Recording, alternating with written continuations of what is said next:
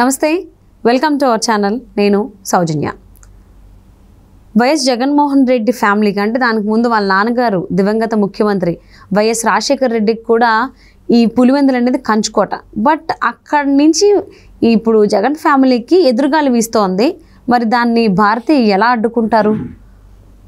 చాలా విషయాలు భారతీయ చేశారని చెప్పేసి చాలా వార్తలు బయటకు వస్తున్నాయి. మరి ఈ ఎదురుగాలని భారతి అడ్డుకుంటారా? అడ్డుకోవడానికి ఎటువంటి ప్రయత్నాలు చేస్తున్నారు?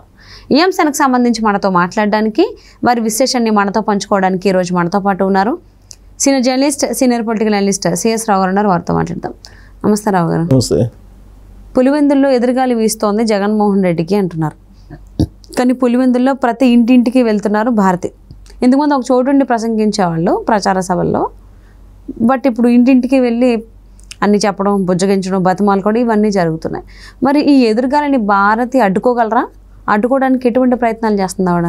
సరే, ఇప్పుడు అక్కడ పులివెందులు అనేది రాజశేఖర రెడ్డి ఫ్యామిలీకి ఒక అడ్డ, అక్కడ వేరే వాళ్ళకి అసలు స్థానమే లేదు, ఇలాంటివన్నీ కూడా వినిపించేది. ప్లస్ అక్కడ ఉండేటువంటి ఓటర్లు కానీ, అక్కడ ఉండేటువంటి ప్రజలు కానీ వైఎస్ ఫ్యామిలీని ప్రశ్నించడానికి కూడా కొంతమంది భయపడుతుంటారు. మరి కొంతమంది ఏమో విపరీతంగా ప్రేమిస్తూ ఉంటారు. అంటే ప్రేమించేదానికన్నా కూడా ఎక్కువ ప్రేమిస్తుంటారు. దాన్ని ఏమంటారంటే అతి ప్రేమ అంటారు. అతిగా ప్రేమిస్తుంటారు కొంతమంది. సో ఇలాంటి వాళ్ళు ఎక్కువగా అక్కడ ఉంటారు.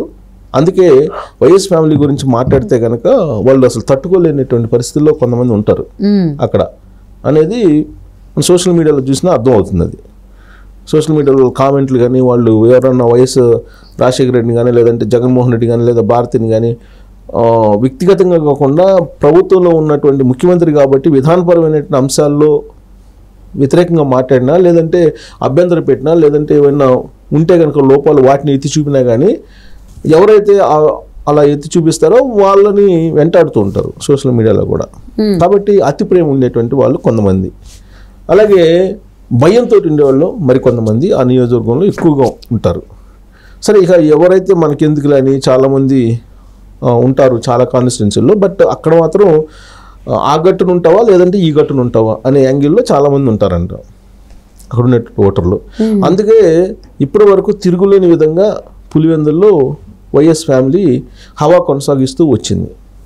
అక్కడ విజయం నుంచున్నా, రాజశేఖర రెడ్డి నుంచున్నా, జగన్మోహన్ రెడ్డి నుంచున్నా, ఎవరి నుంచున్నా కానీ అక్కడ హవా కొనసాగుతూ వచ్చింది. ఇప్పటి వరకు పులివెందుల చరిత్రలో ఇంటింటికి వెళ్ళి ఇప్పుడు భారతిరెడ్డి ఏ విధంగా అయితే అభ్యర్థిస్తున్నారో ఆ తరహా ప్రచారం గతంలో ఎప్పుడు జరగలేదు అని చెప్పి చెప్పుకుంటూ ఉంటారు. అక్కడ వివేకానంద రెడ్డి బతికున్న రోజుల్లో ఆయన పులివెందుల సంబంధించి అందరినీ కూడా ఆయన ఒక చోట చేర్చి మాట్లాడేవాళ్ళు. గ్రామంలో ఆయనకి పరిచయాలు ఉన్నాయి కాబట్టి ఆయనే మొత్తం పులివెందులకు సంబంధించినటువంటి గ్రౌండ్ క్షేత్రస్థాయి అన్ని ఆయనే చూసేవాళ్ళు అని చెప్పి చెబుతుంటారు. సో కాబట్టి ఎప్పుడు కూడా వైఎస్ ఫ్యామిలీలో ఉండేటువంటి మహిళలు బయటకు వచ్చి ఇంటింటికి తిరిగి పులివెందుల్లో, ఎస్పెషల్లీ మిగతా చోట్ల పులివెందుల్లో ఇంటింటికి తిరిగి అభ్యర్థించినటువంటి దాఖలాలు లేవు.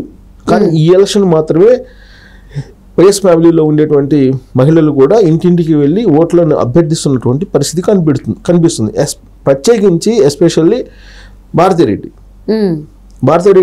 గతంలో ప్రచారం చేశారు. పులివెందుల్లో గత ఎన్నికల్లో కూడా ప్రచారం చేశారు. కానీ ఈ తరహాలో ఇంటింటికి వెళ్ళి ప్రతి ఇంటికి వెళ్ళి ఇంతలాగా చేయలేదు. ఈసారి మాత్రం చేస్తున్నారు. దానికి కారణం ఏంటంటే ఆవిడ షర్మిల కడప ఎంపీగా పోటీ చేస్తున్నారు. ఆవిడ కొంగుబట్టి ఓట్లు అడుగుతున్నారు. ప్లస్ వివేకానంద రెడ్డి మర్డర్ సంబంధించి నేరస్తుల్ని కాపాడుతున్నారు జగన్మోహన్ రెడ్డి, భారతిరెడ్డి అని చెప్పి డైరెక్ట్గా చెప్తున్నారు ఆడ.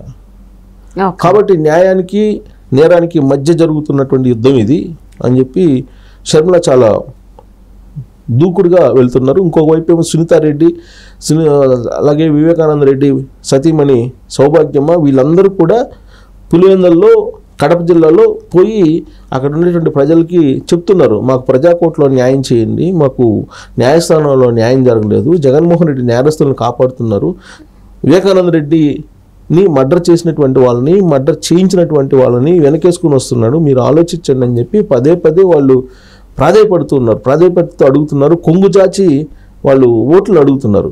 ఆ కొంగుజాచి ఓట్లు అడగడం అనేది ఒక పెద్ద సెంటిమెంట్గా కడపలో ఇప్పుడు పనిచేస్తుంది. దాంతో అవినాష్ రెడ్డి వాళ్ళ పరిస్థితి ఏంటంటే ఎంపీగా గెలుస్తాడా లేదా అనేటువంటి పరిస్థితికి వచ్చింది. టైట్ ఫైట్ నడుస్తుంది అనేటువంటి పరిస్థితికి వచ్చింది. ఇక పులివెందుల్లో జగన్మోహన్ రెడ్డి క్యాండిడేట్. జగన్మోహన్ రెడ్డి గెలుస్తాడా లేదా అనేటువంటి ప్రశ్న ఇప్పుడు ఉత్పన్నం కాకపోయినప్పటికీ మెజారిటీ తగ్గేటువంటి అవకాశం ఉంది అనేది వినిపిస్తుంది.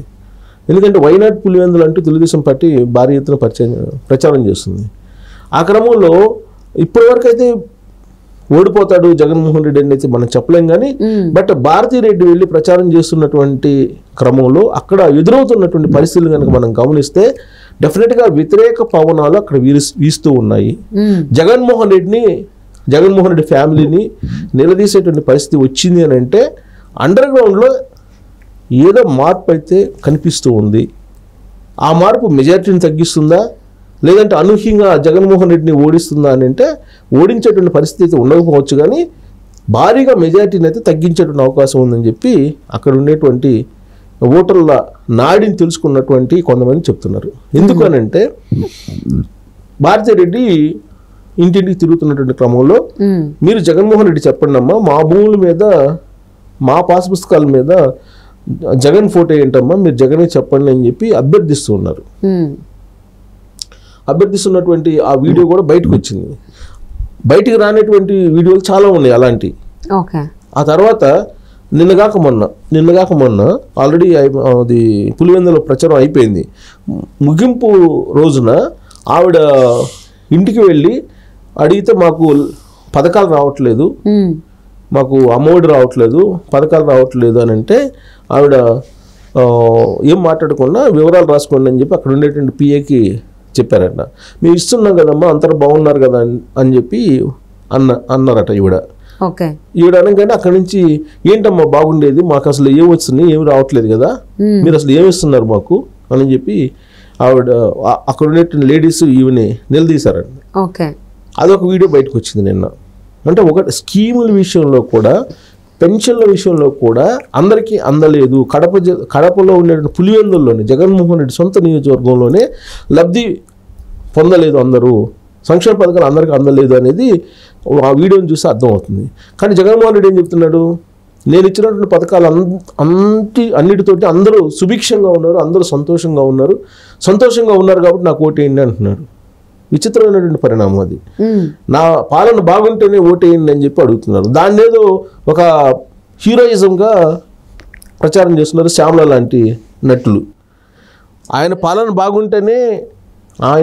బాగుంటేనే ఓటేస్తారు, నువ్వు ఆయన అడిగినా అడగకపోయినా. ఆయన ఏదో కొత్తగా నా పాలన నచ్చితే మీరు ఓటేయండి అని ప్రత్యేకంగా అవసరం లేదు, అడగాల్సిన అవసరం లేదు. పాలన బాగలేదని డిసైడ్ అయిన తర్వాతనే నీకు వ్యతిరేకంగా ఓటేస్తారు. అలా అడగడం దమ్మున నాయకుడు జగన్మోహన్ రెడ్డి అని శ్యామల చెప్తుంది. సో ఇవన్నీ పరిణామాలు చూస్తుంటే వీళ్ళు కేవలం ప్రచారం మీద నమ్ముకున్నట్టు అనిపిస్తుంది. కానీ గ్రౌండ్ లెవెల్లో పులివెందుల్లోనే ఎప్పుడూ లేని విధంగా ప్రజలే తిరగబడుతున్నారంటే ఆ మధ్యకాలంలో జగన్మోహన్ రెడ్డి వెళ్ళినప్పుడు కూడా ఆయన బస్సు మీద రాళ్ళు వేశారు, టమాటోలో రాళ్ళు వేశారు, ఆయన అడ్డుకున్నారు. ఇప్పుడు భారతీరెడ్డి వెళ్తే అనేక మంది ఆవిని ప్రశ్నించినటువంటి పరిస్థితి. ప్రధానంగా ఆ జగన్మోహన్ రెడ్డి బొమ్మ మీరు తీసేపిస్తారా లేదంటే ఏమి సమాధానం చెప్పట్లా ఆవిడ. తీసేపిస్తానో జగన్ తోటి మాట్లాడతానో ఏమి చెప్పట్లా. ఈ సంక్షేమ పథకాల విషయంలో మాత్రం నేను పరిశీలిస్తానని చెప్పి చెబుతున్నారు. కొంతమంది ఫెరోషియస్గా ఎదురు తిరిగి అడిగినటువంటి వాళ్ళని పేర్లు రాసుకొని ఎంక్వైరీ చేయండి అని చెప్పి చెప్తున్నారట. దాంతో వాళ్ళు భయపడే పరిస్థితి. అసలు ఏంటి పేర్లు ఎంక్వైరీ చేయమంటున్నారు, ఎంక్వైరీ చేసి ఏం చేస్తారో, పిల్లల్ని ఏం చేస్తారో, ఇంట్లో వాళ్ళు ఏం చేస్తారో పిల్లల్ని అనే భయం అక్కడ నెలకొంది. అంటే భారతీరెడ్డి ప్రచారం పాజిటివ్ కాకుండా నెగిటివ్ యాంగిల్లోకి వెళ్ళిపోతుంది. సో మొదటి నుంచి కూడా వైసీపీ నాయకులు ఏం చేసినా బూమరాంగ్ అవుతుంది. మరి ముఖ్యంగా పులివెందులే కంచుకోట అడ్డా వాళ్ళకి, వైసీపీ వాళ్ళకి, ఈవెన్ ముఖ్యంగా వైఎస్ఆర్ ఫ్యామిలీకి అయితే అడ్డానే చెప్పుకోవాలి. మరి పులివెందుల నుంచి ఎదురుగాల్ని భారతి ఎలా గట్టెక్కేలా చేస్తారు ఏంటి, లేదంటే అక్కడ ఉన్నటువంటి పీపుల్ అడిగిన దానికి సంబంధించి సైలెంట్గా వెళ్ళిపోతున్నారు. మరి ఈ ఎదురుగాల్ని తట్టుకోలేక కావడం కూడా సైలెంట్గానే అయిపోతారా ఏంటనేది చూద్దామండి.